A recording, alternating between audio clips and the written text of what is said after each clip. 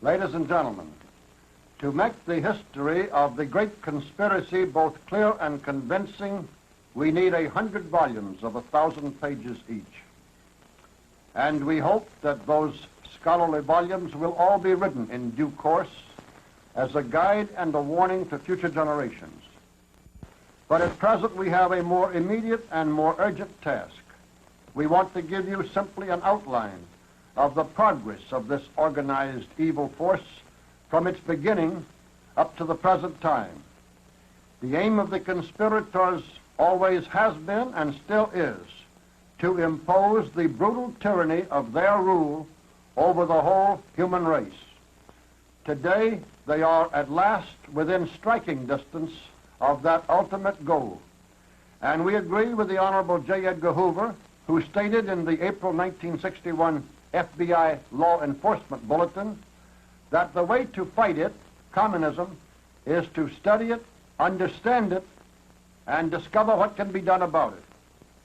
We think that the only way to stop the communists is to create sufficient understanding soon enough among enough people as to what is really taking place all around us.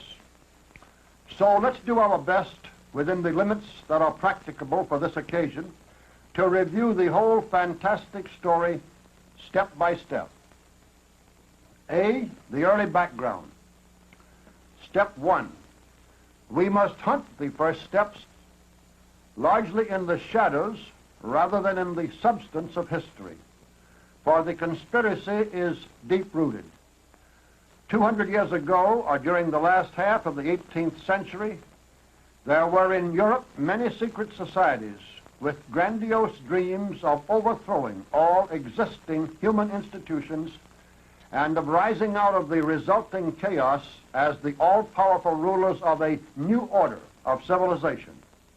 Of these groups, the Illuminati, founded in Bavaria by Adam Weishaupt on May 1, 1776, was undoubtedly the most important. Step number 2. By 1789, the Illuminati were already strong enough to have had a great deal to do with planning and precipitating the Holocaust known as the French Revolution. In that upheaval, we find many elements of communist strategy and purpose with which we are familiar today. One was the ruthless undermining of rulers and governments in order to destroy them. Another was the destruction of all religion by substituting the worship of reason in its place. You will remember that the revolutionaries erected in Paris a statue to the goddess of reason as a symbol of this change. A third element was the fomenting by a few professional agitators of mob action made to appear as a spontaneous uprising of the people. A fourth was the massive use of terror to silence all opposition. A fifth was the use of the manufactured smear to destroy the enemies of the revolution or its temporary leaders. And all of these objectives and methods, which sound like rehearsals for what is happening throughout the world today, had either been specifically set forth by Weishaupt for his Order of Illuminati, or were the practical applications of his program. 3. By 1795, the French Revolution had run its horrible course, and there was a gradual return even in France to traditional beliefs, values, and institutions. Although it led to the Napoleonic Wars, which for the next 20 years devastated so much of Europe, this revolutionary fire in France had failed to set off a continent-wide social conflagration as the Illuminati and similar groups had hoped and planned. And henceforth the Illuminati observed even more closely than before the original Weishaupt instruction that the very existence of the order should be denied and kept secret at all costs. But the fact that the Illuminati were active at the end of the 18th century with a growing reach and influence in many countries is clearly proved in the detailed histories of Robison and the Abbé Barruel. And the short-lived Babeuf conspiracy reveals that other groups, though possibly allied or subsidiary to the Illuminati, were working for the same totally destructive purposes. 4. During the 19th century, some of these secret societies and subversive groups appear to have grown and coalesced into the communist conspiracy as we know it today. However hidden the controlling nerve centers may have been, by 1848, some of the activities and even organizational structures of the conspiracy were becoming visible. The first important declaration of purposes, using the name of communism as we understand the word today, was issued by Karl Marx in 1848.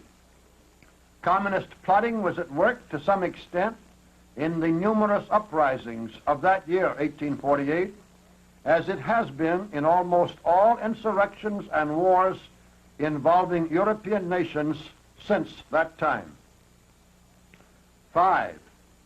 But the communist movement is only a tool of the total conspiracy. As secret as the communist activities and organizations generally appear, they are part of an open book compared to the secrecy enveloping some higher degree of this diabolic force. The extrinsic evidence is strong and convincing that by the beginning of the 20th century, there had evolved an inner core of conspiratorial power able to direct and control subversive activities which were worldwide in their reach, incredibly cunning and ruthless in their nature, and brilliantly farsighted and patient in their strategy. Whether or not this increasingly all-powerful hidden command was due to an unbroken continuation of Weishaupt's Illuminati, or was a distillation from the leadership of this and other groups, we do not know. Some of them may never have been communists, while others were. To avoid as much dispute as possible, therefore, let's call this ruling clique simply the insiders. But we do need some such term for both clarity and convenience. And it should be recognized that always pushing and promoting each other into higher positions on every road to power and wealth and fame has been a vital part of the strategy of this fraternity from the beginning, and of the motivation of its members at any given time. The goal for each generation of conspirators, the tie that bound them together, lay in what this self-perpetuating body was to become, but the contemporary reward and satisfaction was in the becoming. 6. For more than 100 years now, the conspiracy had pushed on steadily along many avenues, all leading to the one goal of world rule. During the last half of the 19th century, the insiders were using the communists, the anarchists, the socialists of various hues and kinds, and dozens of other groups to promote their purposes. Many of these groups were largely unconscious of how they were being spurred on and guided by a few clever insiders.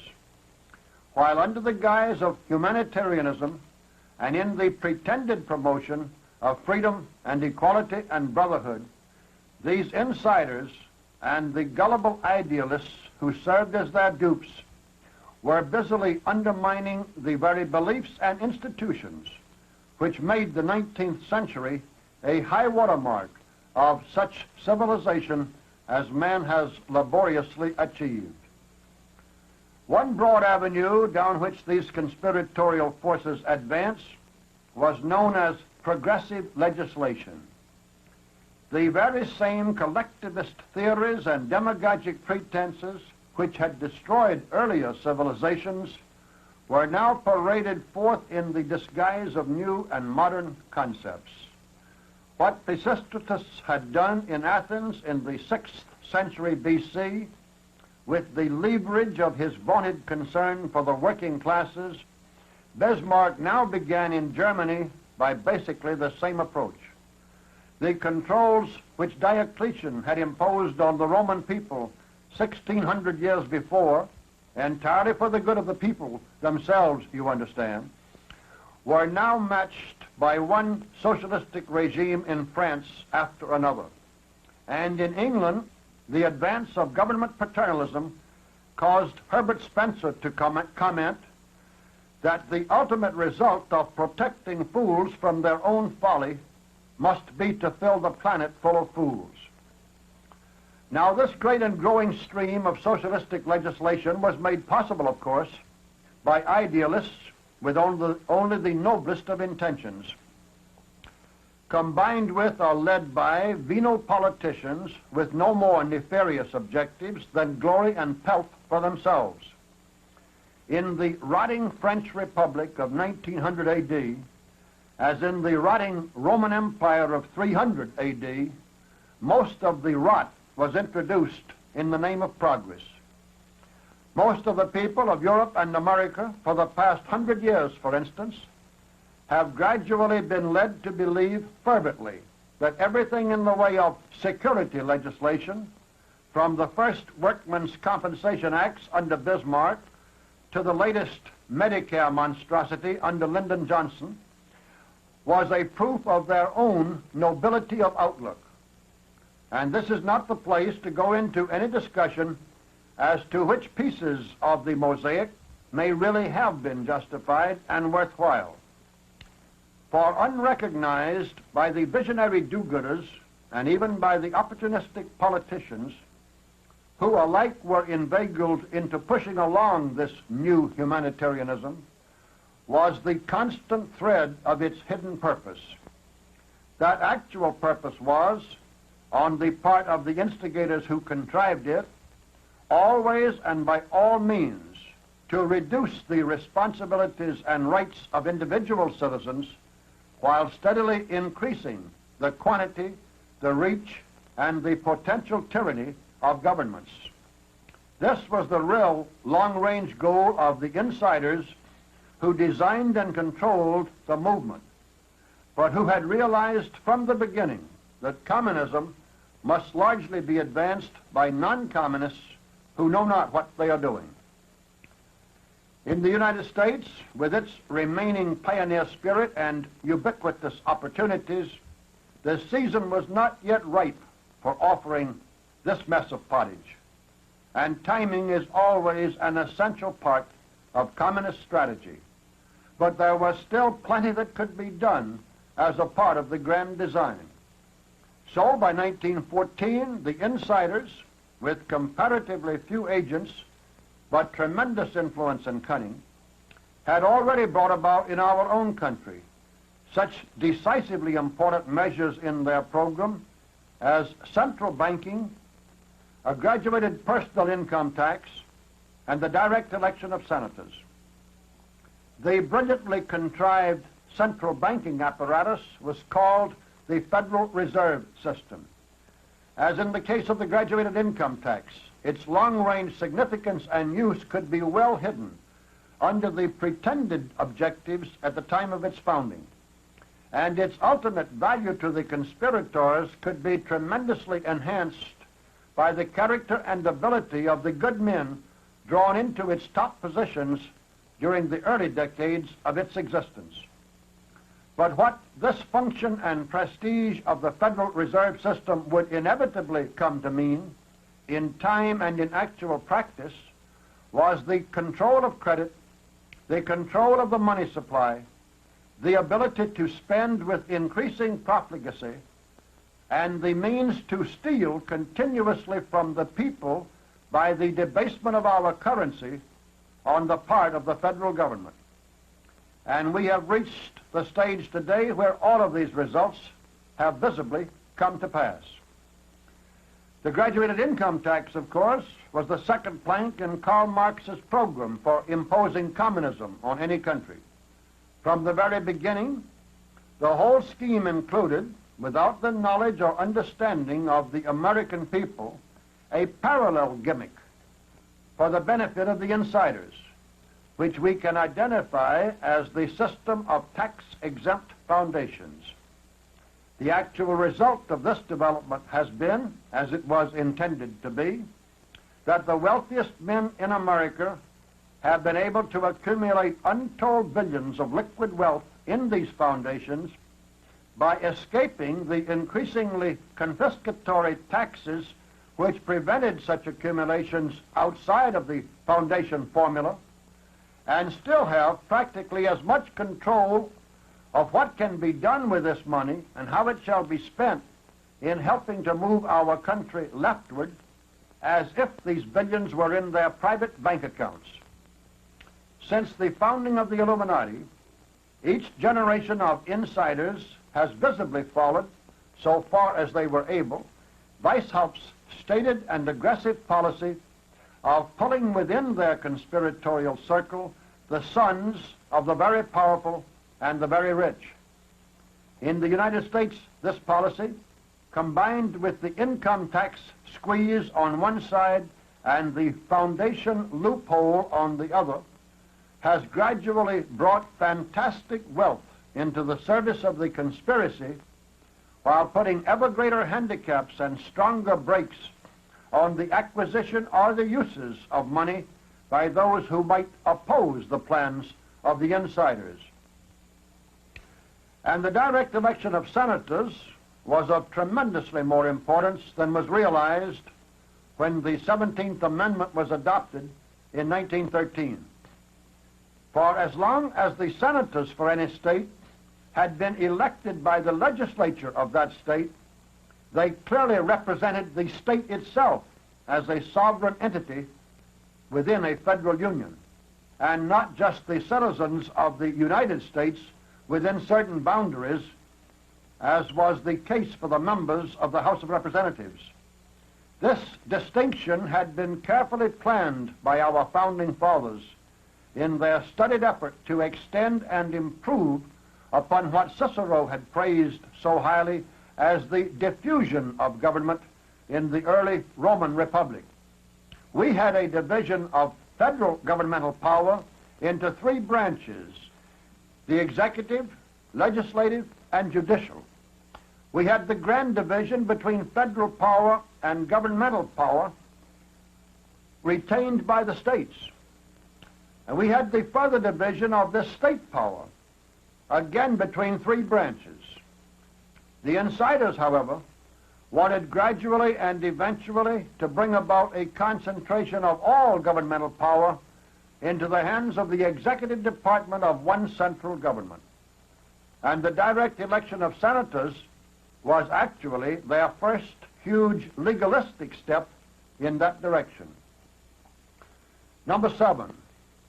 It was during this period, too, that the insiders learned to foment, nourish, magnify, and utilize every natural division among men, whether based on race, color, language, or religion, to create strife ranging from a precinct political feud to a major war between nations, to stimulate and control both sides of all such bitter divisions among mankind, and to profit enormously from the opportunities thus offered them to grasp more power amid the resulting chaos, resignation, and despair.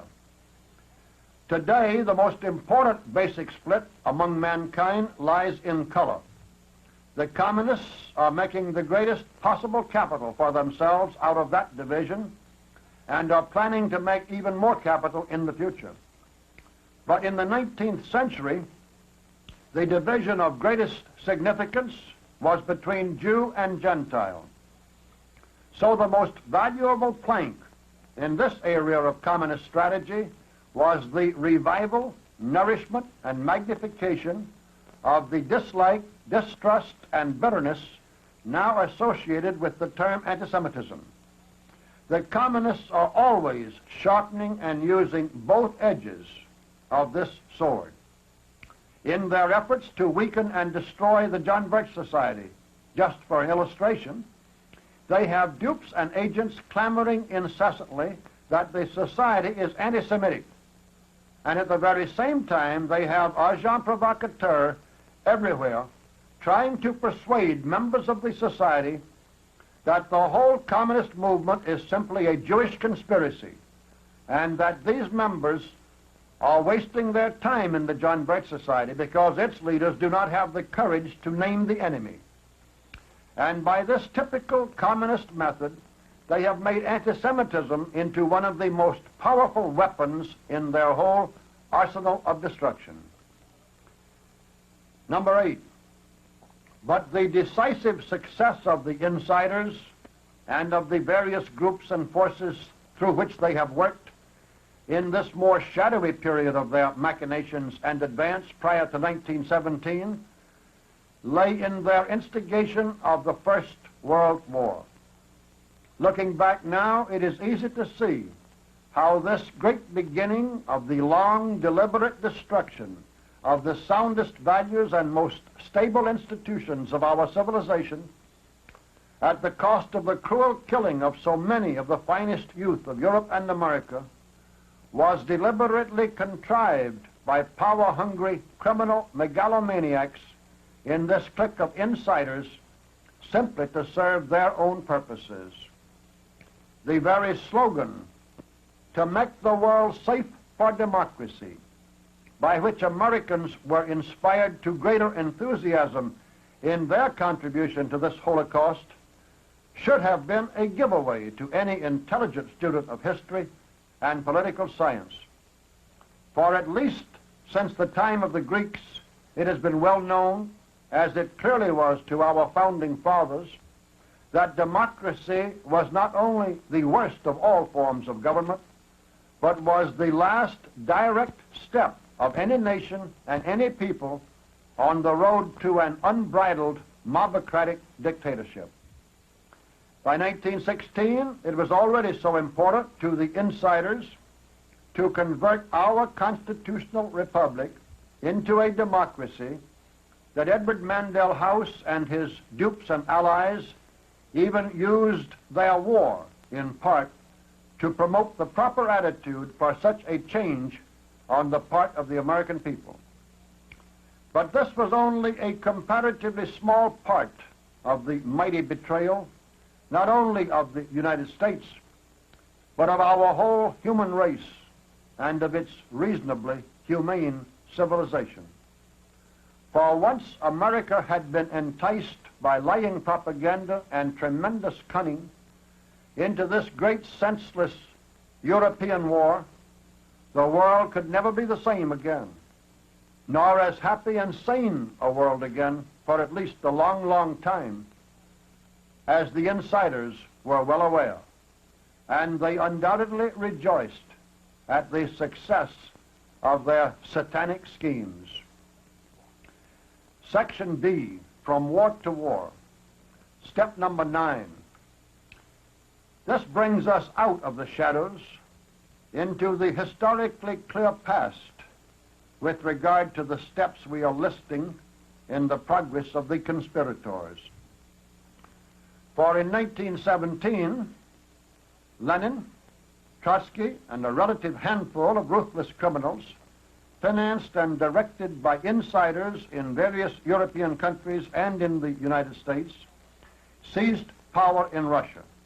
Communism, from being solely a tenuous, invisible net of influence, intrigue, and undercover activity, materialized into a palpable, visible force with a working headquarters on solid ground.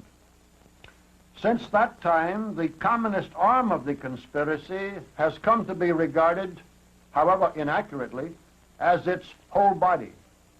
And while there undoubtedly still are insiders aiding and directing and controlling worldwide communist activities and benefiting from communist progress without themselves ever having carried a communist card or belonged to the Communist Party, their own power will now rise or fall with the power of their agency and front called communism.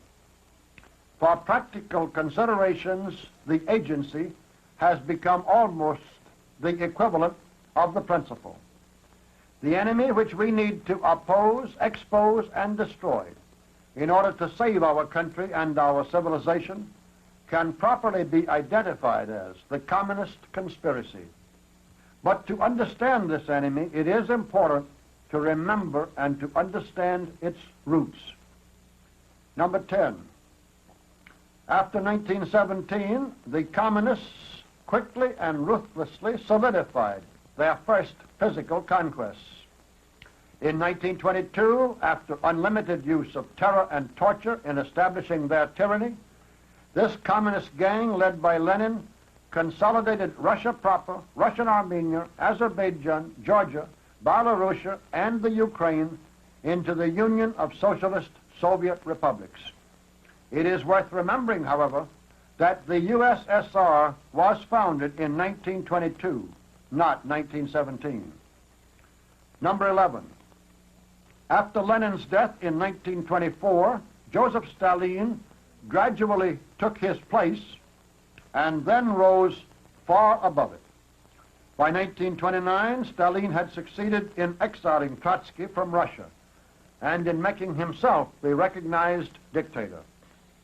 Then, through merciless massacres in the Ukraine and elsewhere, and later through a ruthless purge of most of his old fellow revolutionaries, Stalin made himself the absolute boss of the Russia-based communist operation. What his relationship finally became to any hierarchy of insiders, of which Lenin, for instance, had visibly been merely an agent, we have no way of even guessing with assurance. But for the practical purposes of our brief history, we can consider Stalin as having been supreme in the communist world from 1939 until his death in 1953. Number 12. In 1933, 16 years after the communists had seized power in Russia, they achieved their next tremendous victory. The United States, under President Franklin D. Roosevelt, officially recognized the Soviet regime, thus saving it from impending financial collapse and at the same time opening our doors to an ever-increasing army of communist diplomats, agents, and spies. Even more important, this step marked the beginning of the alliance between Washington and Moscow, which has steadily grown stronger ever since, despite some occasional and transparent pretenses to the contrary. Number 13. Stalin's next great success was in bringing on World War II. Through the Sorge spy ring and other vast diplomatic espionage and propaganda activities, he had engaged in long and extensive plans for plunging the world into another war.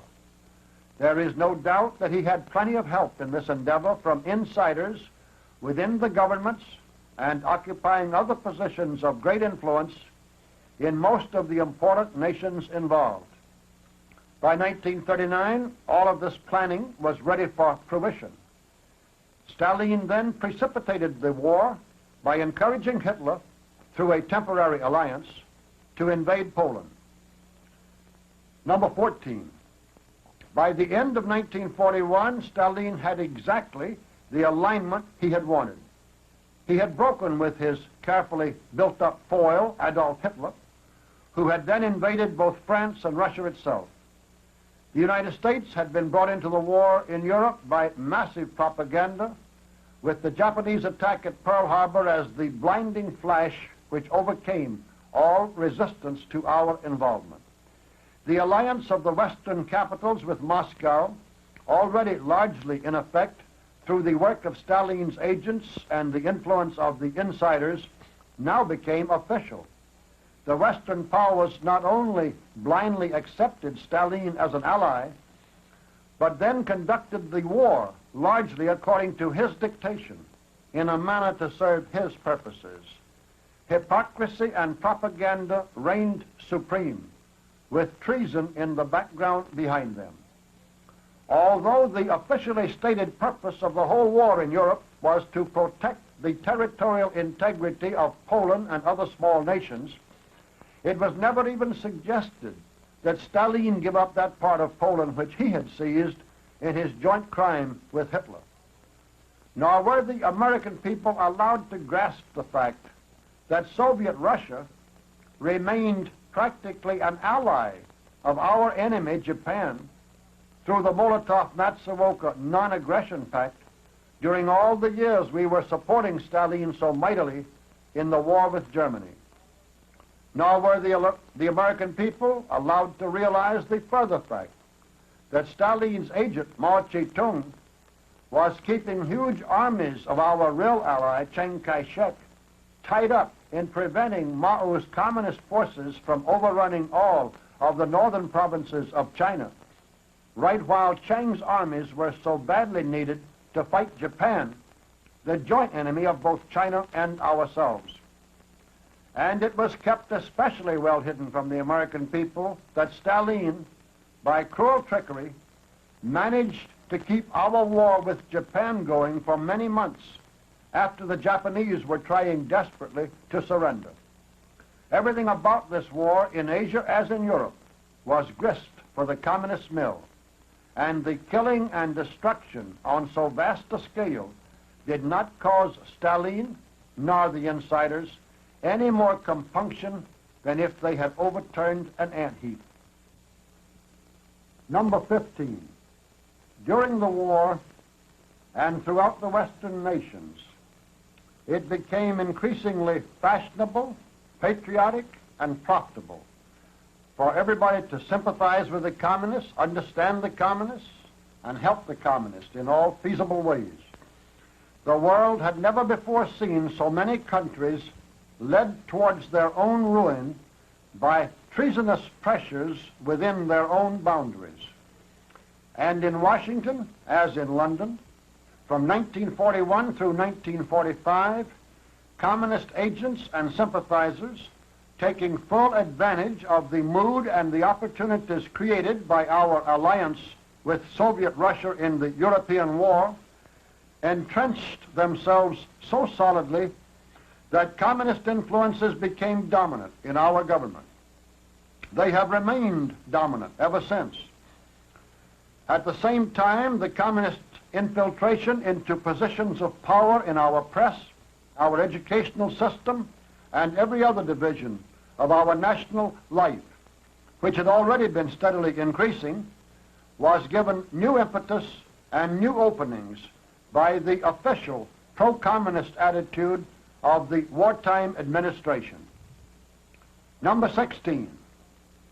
The communist principle of reversal now came fully into play. It must be realized that everything about communism is part of one big lie. And this is so not merely as a means, but as an end in itself. It is the very purpose of the insiders who control and use the communist movement to turn the world upside down. They seek everywhere and always to replace truth with falsehood, construction with destruction, religious ideals with satanic immorality, government by consent with tyranny by force, freedom with slavery, man's upward reach with complete surrender to his most bestial appetites, compassion with cruelty, and love with hate. This has all been clearly spelled out in the communists' own literature for more than 100 years. But its application on a worldwide scale really got underway at the end of World War II. Number 17. Once this diabolic and basic principle is thoroughly grasped and kept in mind, it is easy to see and understand specific manifestations of the big lie at work. Communism itself, for instance, is not at all the movement which it pretends to be of downtrodden masses rising up against a ruling class which exploits them. It is exactly the opposite. Communism is, in every country, a drive for absolute power on the part of a closely knit gang of criminal megalomaniacs. In most countries, these treasonous criminals come largely from the top social, educational, economic, and political circles. Cunningly and ruthlessly using the mechanics and pretenses of revolution, they seek to impose their rule ever more rigidly and tyrannically from the top down on the total population. The condition of the masses is always made worse, of course, in every respect by the success of these conspirators, as they have fully intended in advance. They seek to rule a world of slaves and not of peers. The Communist Party, with its considerable percentage of idealistic dupes and misguided fools, has been simply a tool of these power-hungry conspirators in any country at any time. And especially since 1945, the most cruel exploiters in human history have made their greatest progress largely under the guise of condemning exploitation. Number 18, a direct extension of this division of the one big lie, which is communism, has been the anti-colonialism theme. In one colonial area after another, communist guerrillas have terrorized the natives by massive tortures and massacres into some semblance of at least passive support of a movement for, quote, freedom and independence, unquote. This was not with any expectation of bringing about the so-called liberation of the area by armed insurrection. The strategy was simply to have the show and pretense of a revolution serve eventually as a basis for communist-controlled negotiations. The diplomats could then literally force freedom and independence on the betrayed peoples. This was all done with the blessing and frequently with the active help of traitorous influences in the top levels of government in such imperial capitals as London, Paris, Brussels, and The Hague. This surrender of empire and of the responsibility that goes with empire for the protection of the people it has absorbed has been one of the most disgraceful developments in contemporary history. For the independent nation phase, even when there was any substantial pretense of such a condition, was merely a transition stage in making the same area a colony of the Soviet Empire. It was then ruled by a communist viceroy with infinite brutality instead of the benevolent orderliness and gradually rising standard of living which had been brought to such areas by pioneers of the civilized imperial nations to which such areas formerly belonged. Yet the communist lie of anti-colonialism has been sold to millions of gullible people in America and everywhere else as a movement of liberation. And since 1945, the Soviets have thus put together the most cruel empire of all time, primarily by using the battle cry of anti-imperialism. Number 19. By the end of World War II, many other important uses of this whole principle of reversal were being initiated right under the eyes of a world blinded by so gigantic a deception. One was the American Foreign Aid Program. It was conceived by communists, started and nourished along by communists, and built eventually by communist influences and propaganda into colossal proportions as a means of helping the communists and their socialist forerunners all over the world in taking over their respective countries. But it was sold to the American people, of course, as exactly the opposite, as a means of preventing the communist advance. Number 20. Another manifestation of the same principle at work was the establishment of the United Nations. This organization was conceived by communists, founded by communists, has always been controlled by communists and has been used increasingly and ever more brazenly to carry out communist purposes. But it was sold by propaganda and pretense to the American people and to most of the rest of the world as a means of maintaining peace and preventing communist aggression. Step number 21. Most important of all these gigantic reversals of the truth in the realm of strategy has been the cruel pretense all over the world and to the American people that the United States was the one great enemy of communism. The fact has been exactly the opposite. Since early in 1945, the most powerful single force in promoting communism everywhere and in turning one nation after another over to communist tyranny, as in Czechoslovakia and China and Cuba and the Congo, has been the help of the United States government to that end. The record to support this statement is absolutely clear to anybody who will give it objective study.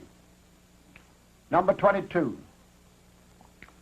With all of these great means and mechanics of deception well-oiled and beginning to operate, one final item of preparation was necessary. This was the crushing of the very backbone of potential resistance before any cohesive body of such resistance could arise, and while all was yet chaos and confusion. The carefully studied and unbelievably cold-blooded campaign for this purpose was carried on during 1945 and 1946 throughout most of Europe. The operation could be said to have started in Poland because Stalin's agents early seized control there. In fact, some 1.5 million of the most stable and patriotic citizens of eastern Poland had been snatched away from their homes and transplanted to various communist dumping grounds soon after Stalin seized that part of Poland during his compact with Hitler. But in 1944, this new drive to inflict such terror and hopelessness on the Polish people as to make their submission inevitable began with the betrayal of General Bohr-Komorowski's underground army in Warsaw. General Bohr's 250,000 men were lured out into open attacks on the German troops and tanks which still occupied the city by assurances from a London radio station that the Russian army had arrived at the Vistula River and was now ready to liberate the Polish capital. These brave and intensely patriotic Poles, who would later have resisted the communist conquerors of their homeland exactly as they had resisted the Nazis, were killed almost to a man, as just about the last thing the Germans did before themselves retreating westward, while Stalin's army remained stationary on the other side of the river and waited for the massacre to be complete.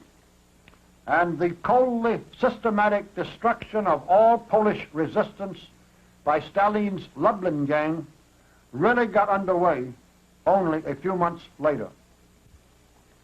In France, during 1945, Stalin's longtime agent, Charles de Gaulle, established himself in dictatorial power without a shred of legal authority as the head of the so-called Resistance.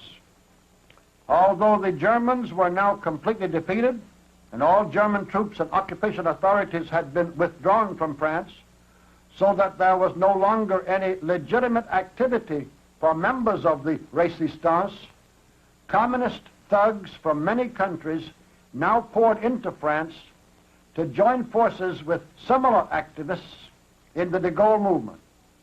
And this motley rabble now set out in the name of the Resistance to destroy whatever potential real resistance there might be to communist control. In this purification, as they called it, or in French, l'épuration, more than 100,000 of the most patriotic Frenchmen were ruthlessly murdered and more than 1 million incarcerated, while de Gaulle remained aloof and above these actions of his followers before the terror had run its course. But it was in Hungary and Romania and Yugoslavia and other parts of Central Europe and the Balkans that the most heartless crime of modern history was perpetrated under the authority of General Eisenhower in command of American occupation troops. Although it was later proved that General Eisenhower was exceeding his own authority in carrying out this program of repatriation by force. For Stalin demanded that all refugees from Soviet territory, civilians and military alike, who had fled from Soviet rule since 1939, now be forcibly returned to Russia. And Eisenhower made it a function of the armies of occupation to carry out that demand.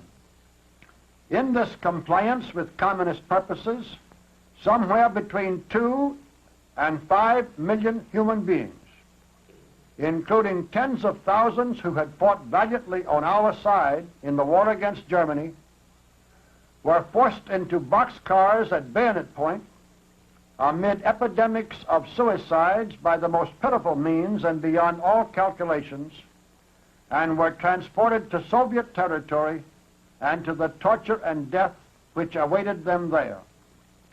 This whole massive procedure was so merciless that it was officially known in Pentagon records as Operation Keelhaul, referring to the most savage of all the punishments meted out by the sea captains of old.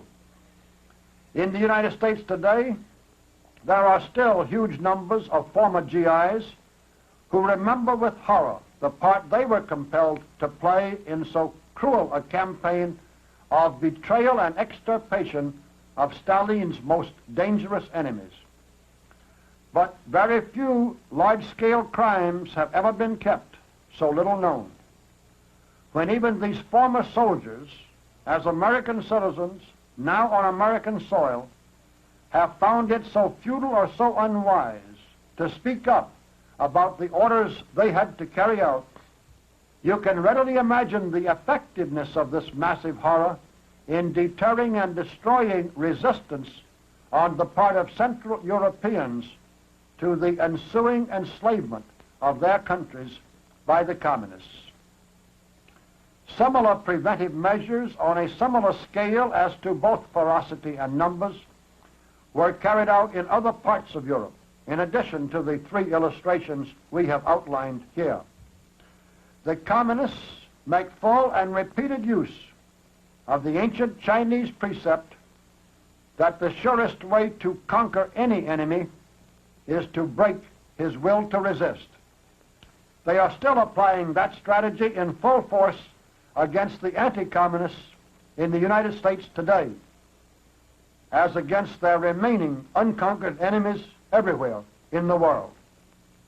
Section C, 2 decades of horror. Step number 23. And so, as World War II was coming to an end, the great global conquest by the communists began. During the 6 years of 1945 through 1950, with the constant help of various agencies and officials of our government, Stalin extended his European empire to include Estonia, Latvia, Lithuania, Poland, Albania, Bulgaria, Romania, Yugoslavia, Hungary, Czechoslovakia, and East Germany. During that same period, and with the same help from Washington, Stalin extended his Asiatic empire to include North Korea, Mongolia, Manchuria, and all the mainland of China. And the march of Soviet imperialism towards world rule was well underway. Number 24. Since 1950, the global conquest has steadily continued. Stalin died in 1953 without causing any break whatsoever in this communist advance. His death simply revealed 2 important facts. First, that the worldwide communist organization was now entirely too strong and solid to be shaken by the disappearance from the scene of any one man, no matter how important.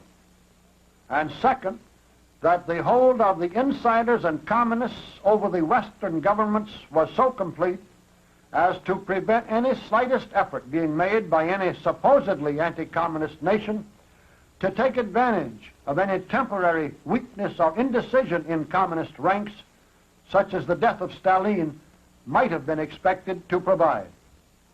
With the advent of Malenkov to temporary command, however, and perhaps to more permanent command than has been recognized, although that is only a wild surmise, there was now a relatively minor change in communist strategy. Henceforth, the communists, instead of flaunting their conquests before the world for the psychological advantage of showing that they were winning, began to make dependencies instead of satellites out of their new conquests. The emphasis was put on hiding rather than boastfully revealing how rapidly they were moving in taking over the remainder of the planet. Their success and assurance was now so great that they could afford a bluff in reverse as to how well they were succeeding. And it was particularly important to keep the American people from becoming aware of the progress that the communists were making everywhere. The one huge new step, nevertheless, to justify a separate number in this catalog was the all-out drive for, quote, peace, unquote. What the communists mean by the word peace, quite literally and simply, is a situation in which there is no opposition to communism. Peace, therefore, is exactly synonymous in their Aesopian language with complete submission to communism. But they expect the word to be understood entirely differently by such gullible innocents as the American people.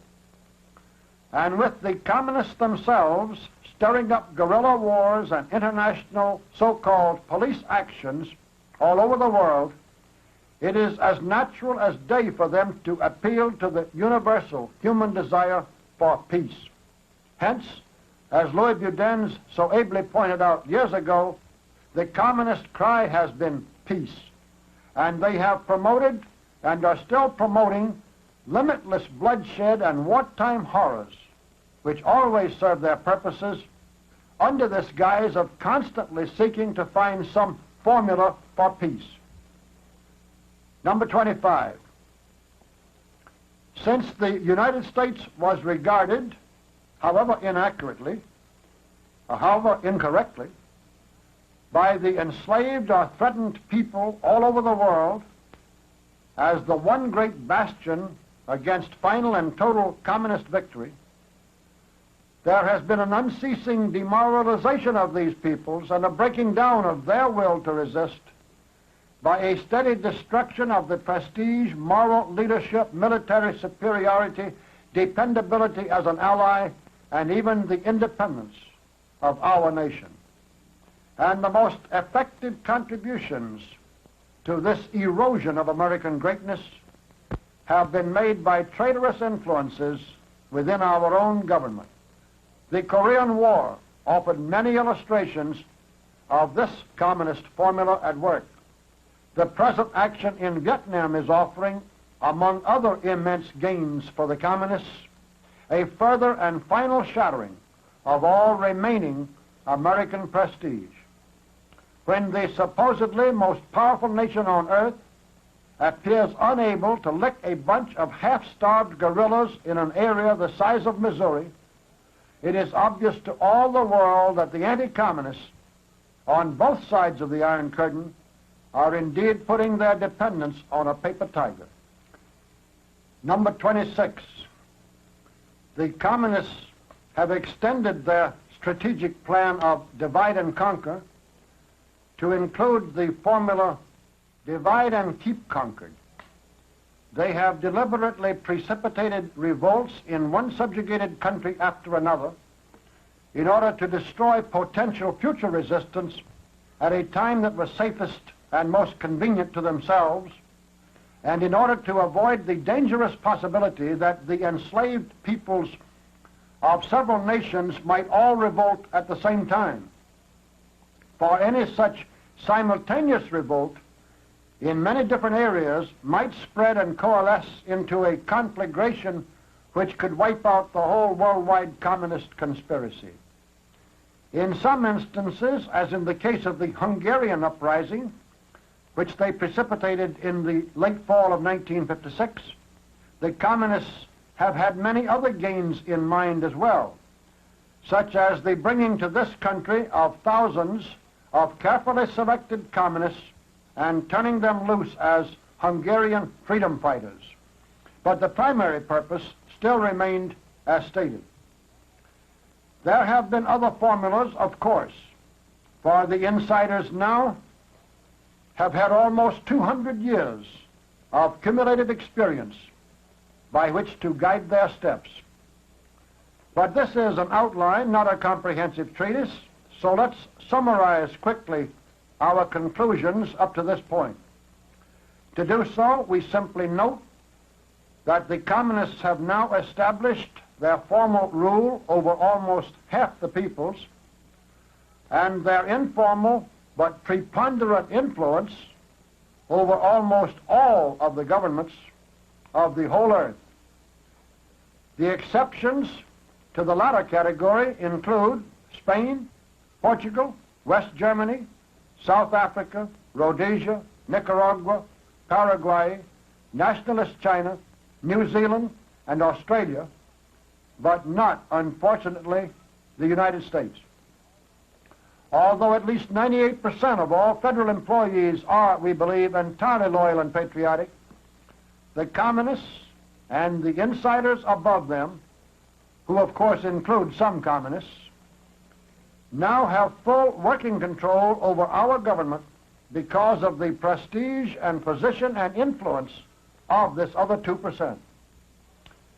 Our greatest problem in getting people to understand this picture derives from the fact that what we are dealing with is nothing more nor less than a gigantic conspiracy, and that the controlling order, which we have dubbed the insiders, has given more careful attention and ruthless enforcement to keeping its very existence a secret than to any other objective in its whole satanic program. Anybody who even starts to point out the truth is mercilessly ridiculed as a believer in the conspiratorial theory of history. And anybody who approaches too close to an authoritative exposure of the higher levels of the conspiracy meets the fate of a William Morgan, a Dr. William Wirt, or a Joe McCarthy, a fate which is visibly intended for ourselves. Section D, and maybe worse to come. Step number 27. So now let's move out of the past for a quick and much too concise look at the present.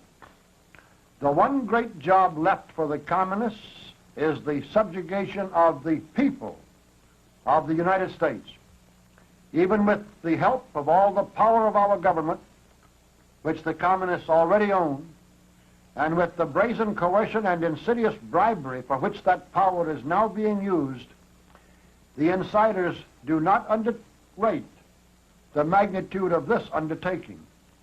They leave no stone unturned and must be patient enough to run no risk of failure. So their exhaustive strategy for achieving their final goal includes the following methods. A, the deliberate and insidious breaking down of all morality and of every sound sense of values. B, the distortion and destruction of religious influences, especially on the lives of the young.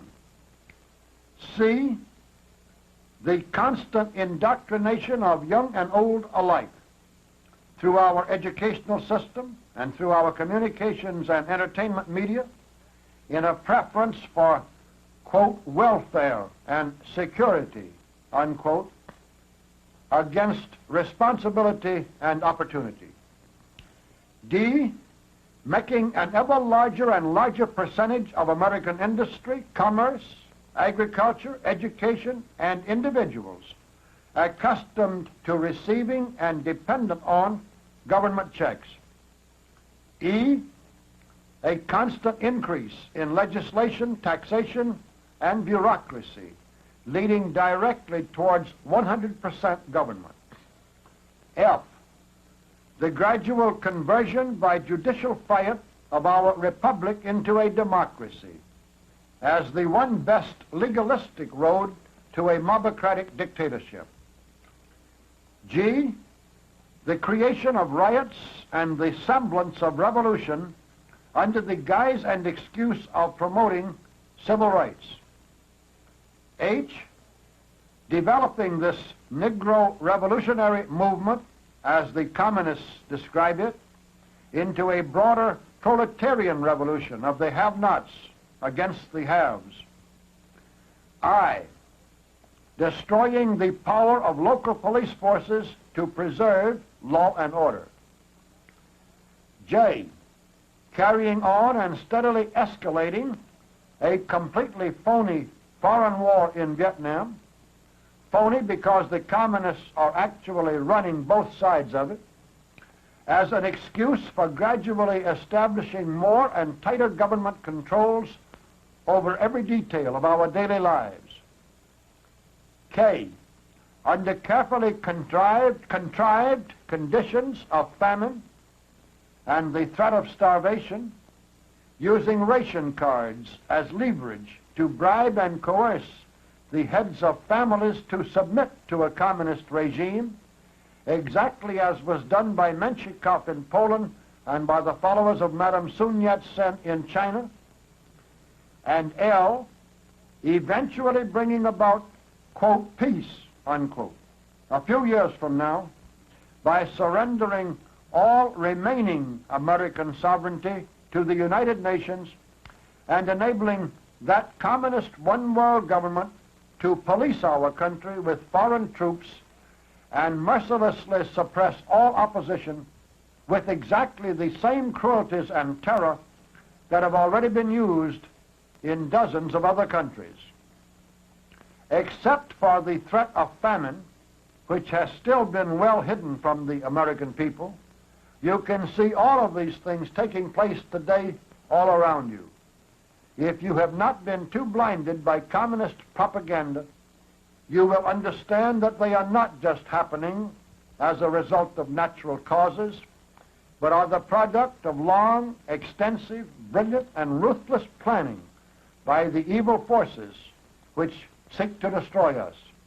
And the only thing which can possibly prevent a successful culmination of these communist plans is exposure. The one thing no conspiracy can withstand is the light of day on its activities.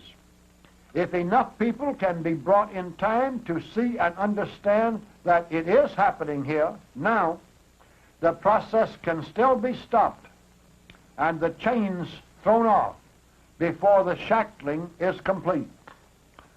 But more tiny chains of every kind are now being added every month, and time is running short.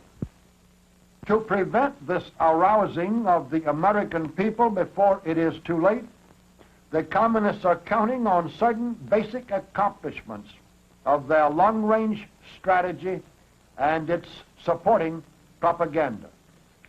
We list those basic accomplishments below with a few comments that seem in order. A, the fundamentally decent American mind has been blinded to the fact that any group of men can be so evil and so completely devoid of all conscience as the communists and the insiders above them. The only remedy for this mental blindness is sufficient study of the conspiratorial activities and massive cruelties which have brought the world to its present state. B, many Americans feel that the whole battle is an ideological one. This is exactly what the communists want us to believe. They will go to any lengths and even subsidize their opposition, to maintain the appearance that this is a war of ideas. For the communists wish above all else to distract your attention from the workings of the conspiracy.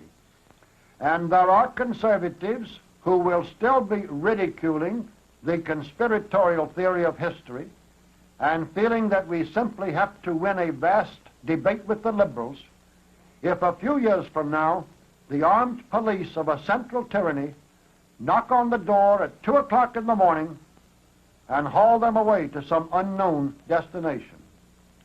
Today, they're like a man accepting the invitation of a thug who says to him, "Let's you and me argue heatedly over our disagreements while my partner is slipping up behind your back to cut your throat." See, there are now another huge number of Americans who, aware of the menace of the communist conspiracy, believe that the major danger lies in a surprise attack from communist military forces. The communists have been working steadily for many years to make this threat appear realistic, for it not only draws attention away from the takeover by internal subversion, which is going on steadily all of the time, but it actually serves as an excuse for the seizure of more reins of power and the establishment of more controls by the very agents of the conspiracy who are carrying out this conquest by subversion. What our frightened fellow citizens in this category fail to realize, what some of our most patriotic military leaders, because of the very nature of their training, simply refuse to recognize, is that today Moscow and Washington are, and for many years have been, but two hands of one body controlled by one brain. You do not have your left hand fight your right hand, or go through the motions of doing so, unless it is to amuse or deceive children, or to distract their attention from other matters while you're putting them to sleep. And these observations clearly apply to the show that is now being staged in Vietnam. D. There are also millions of Americans who now have a vested interest, intellectual, social, or even financial, in the falsehoods which they have gradually absorbed from insidious and carefully disguised communist propaganda. To stand up now and admit I was wrong would hurt not only their pride, but perhaps their reputations as knowledgeable sophisticates among their country club friends or their business associates. So they become daily more willful and more adamant in refusing to recognize the communist poisons in the mental fare they have been accepting and spreading all around them. Let's hope that they do not have to find insight, wisdom, and repentance easier to come by in a concentration camp. E. Finally, we have the problem of a very considerable number of spineless jellyfish going around among us wearing human clothes. They are aware of what is happening. They do not know whether it can be stopped or not. But if so, they murmur quietly to themselves, "Let George do it. I do not want to become involved." These people feel that by not opposing communism, they will be safer from recrimination if and when the actual takeover arrives and the police state terror begins. In this attitude, they are not only cowards, but fools. For Lenin himself gave them the answer to that false hope in his order to the secret police, which appeared in Pravda on December 25th, 1918. It reads as follows, quote, "We are not waging war against separate individuals. We are exterminating the bourgeoisie as a class. Do not ask for incriminating evidence to prove that the prisoner opposed the Soviet government, either by arms or word.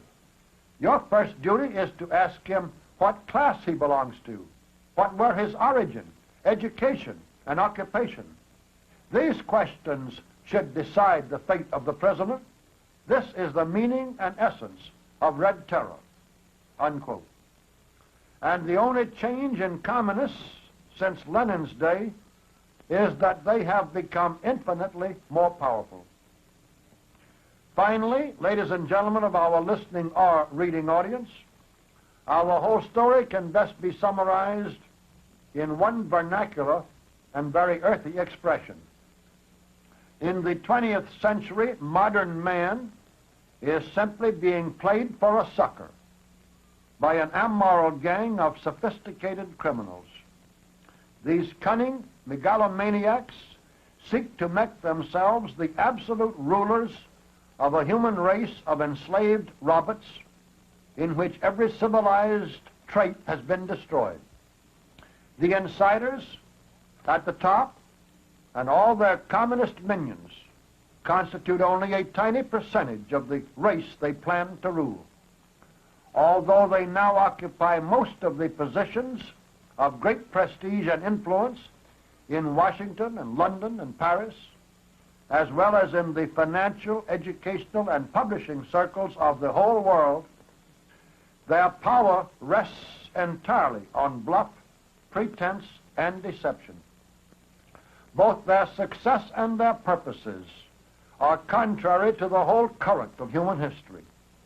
They are sitting precariously on the gigantic powder keg of all honest human emotions. Despite their arrogant assurance on the contemporary scene, they themselves are well aware that sooner or later the whole framework of their cruel power will be blown to pieces by a mighty uprising of the incalculable forces of man's moral principles, love for freedom, and common sense. How soon that day of delivery may come will depend on you.